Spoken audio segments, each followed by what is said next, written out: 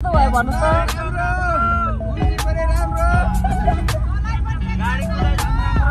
गाई जाउनु साँडेको जुनार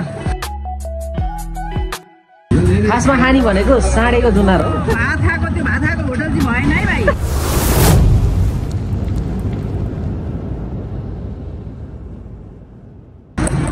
hello guys, welcome to my another vlog video. म चाहिँ अहिले रक्यु गाडीमा आइसकेको छु होइन। अहिले चाहिँ म ठ्याक्कै भकुण्डे बेसीमा छु गाइज होइन। अनि त्यस पछाडि अघि नै चाहिँ अँधेरो भएर चाहिँ भिडियो बनाउन पाएन। सो यहाँ हुँदा चाहिँ उज्यालो लगभग 7-7:30 भइसकेको छ। सो गाइज आजको यात्रा चाहिँ हाम्रो झापासम्म हुनेछ होइन। त्यस पछाडि भोलि फेरि अब रिजर्भ होला जस्तो छ। सो आजको यात्रा चाहिँ झापासम्म। अनि हजुरहरू यदि नयाँ हुनुहुन्छ भने च्यानललाई सब्सक्राइब अनि लाइक कमेन्ट गर्नु होला र ताकि नयाँ आउने भिडियोहरू चाहिँ हजुरले पाउनुहुनेछ। अबको बाँकी भिडियो चाहिँ यो गाडीबाट आउनेछ। खाजासाजा खाइयो हाम्रो द्वारिका होटलमा। अब चाहिँ लागिन्छ आफ्नो गन्तव्यतिर। जाउँ बस्नु जाउँ।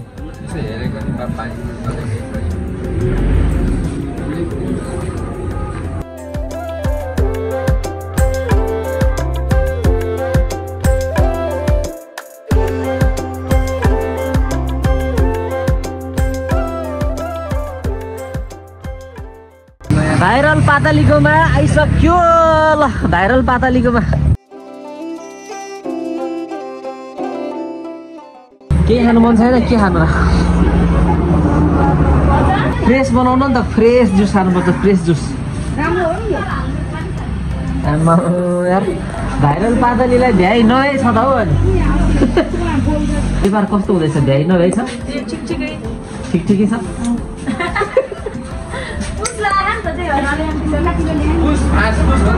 भाइरल पातालीलाई व्यापार भ्याइ नभए छ।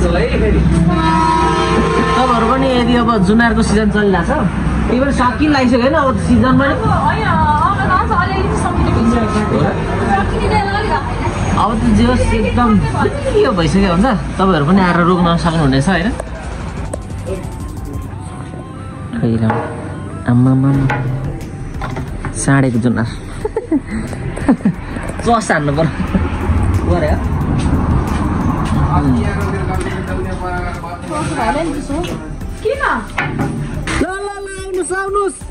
लु गाई जाउनु साँडेको जुनार।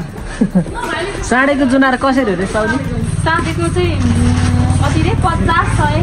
अनि यो नसाँडेको नि? नसाँडेको त हेरी 80-100-120 यस्तो पो लिन्छ त। अनि यो चाहिँ ठुल्ठुलो दाना नि त।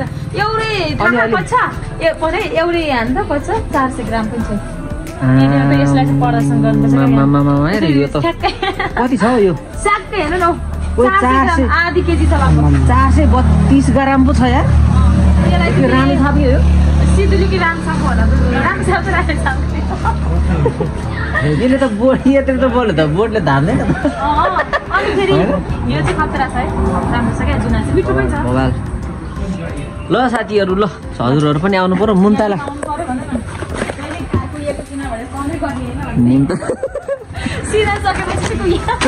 सिजन सके पछाडि चाहिँ कुहिएको जुनार भनेर कमेन्ट गर्ने होइन। यी मुन्ताला पनि आइसकेको छ। हजुरहरू आउनु सक्नुहुन्छ।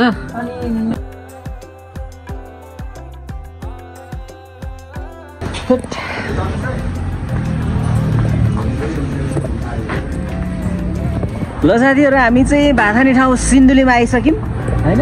सिन्धुलीको हाम्रो चाहिँ यो आई लभ होटेल होइन त हो त। आई लभ होटेल होइन। हजुरहरूलाई यथावतै छ, थाहा छँदैछ होइन। नाइटमा पनि यहीँ रोक्ने हो, डेमा पनि हामी चाहिँ यहीँ नै रोक्ने गर्छौँ। जस अब खाना खाने हो, खाना खाने होटल चाहिँ यहीँ छ। यही हो खाना खाने होटल। सबै प्यासेन्जर चाहिँ अब खाना खान जानु भइसक्यो।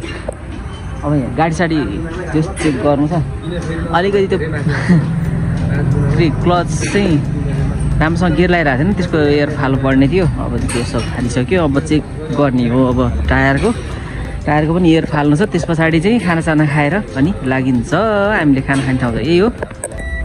गाडीको पम्प हान्नुपर्छ र। पम्प हान्ने ल घचेक। अनि यो त भित्रै टाँसिन्छ त मुला। तानेर हान्नु। अनि मेरो जुत्ता त खत्तम बनाउने भयो त।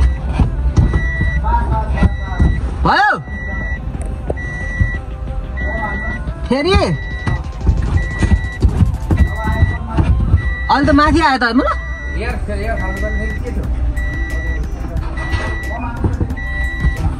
फेरि हान्नु अन्त भने यार गाह्रो छ जाम त भएको छैन भोक लागेको कस्तो भोक लागेको छ कुरा भोक लाग्दैन त 12 बजिसक्यो यार भात खानु पर्यो अब सबैले भात खाइसक्यो होला ल जाउँ न त खाना पनि खाइयो अनि त्यस पछाडि गाडी पनि बनाइयो जाने र भयो जाउँ बनाइ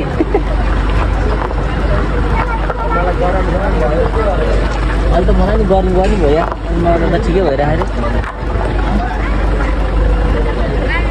हजुर आउँदैन तपाईँ आउँदैन लागियो पूर्वतिर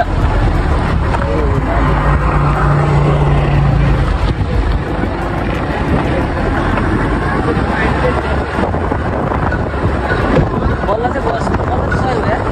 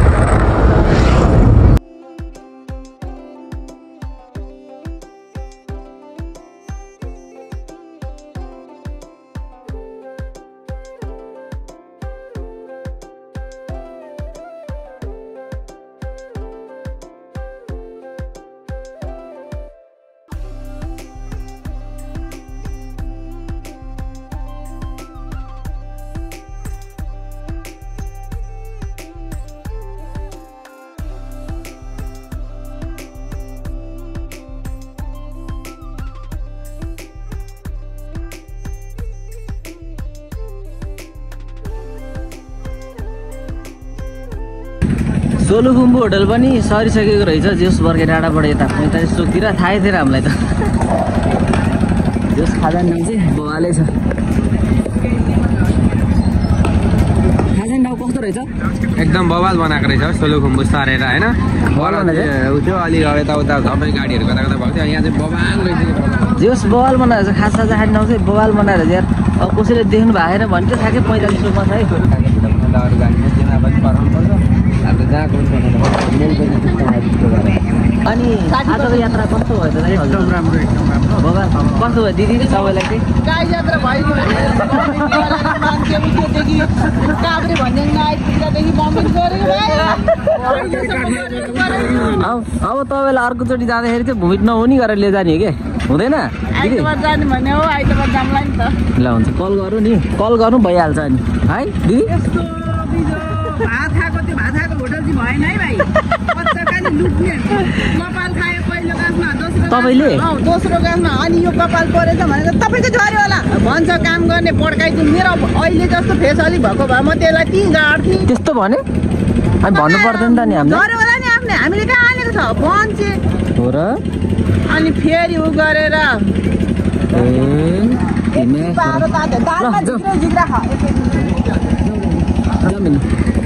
ल हामी चाहिँ सोलुखुम्बुमा खाजा खाइयो होइन तपाईँले खानुभएको खाजा खाइयो अनि अब चाहिँ लागिन्छ पूर्वतिर अब हाम्रो चाहिँ बिर्ता मोडसम्म हुन्छ आजको प्यासेन्जर चाहिँ हाम्रो ठ्याक्कै काँकारभित्रसम्मको छ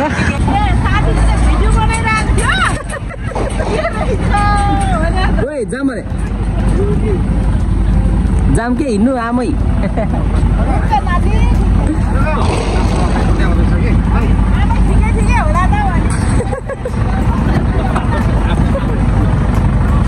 म एकै वर्षले जेठो रहेछु धेरै नै होइन ट्रक बनाएको बनाए माथि सक्दैन भित्रै हाल्छ भित्रै हाल्दै हुन्छ त्यो सानो त रहेछ होइन भित्रै हाल्दै हुन्छ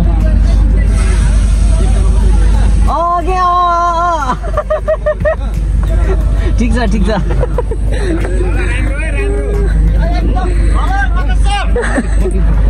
सबैजना फलोवर्स मात्रै परेछन् हौ आज त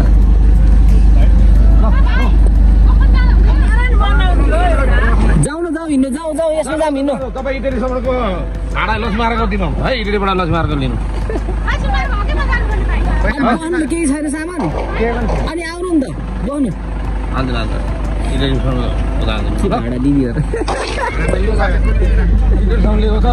लु हिँड्नु ल हिँड्नु त ए ल तपाईँ चुप्लाएर हिँड्नु नि दिदी जाने भयो जाऊ अब नजाने भइदियो अनि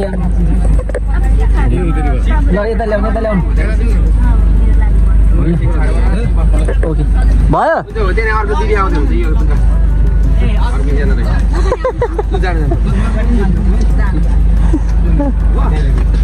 सजिलो हो नि हो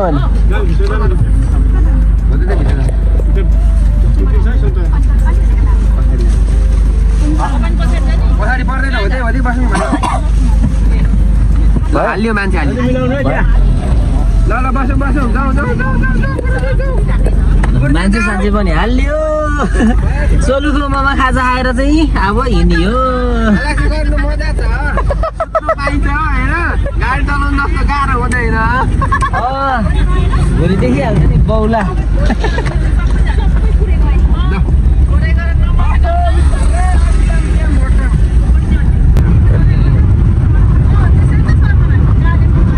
काठमाडौँदेखि पूर्वको यात्रामा आज हामी जस कम्प्लिट हुन लागिसकेको छ आजको यात्रा चाहिँ कस्तो भयो उहाँहरूलाई सोध्दैछु है त म कस्तो भयो भन्नुहोस् त गुरुजी पनि राम्रो गाडी कुदाइ झन् राम्रो त्यस्तै राम्रो त्यो सबैजना खुसी हुन्छ गुड हुन्छ खुसी लाग्यो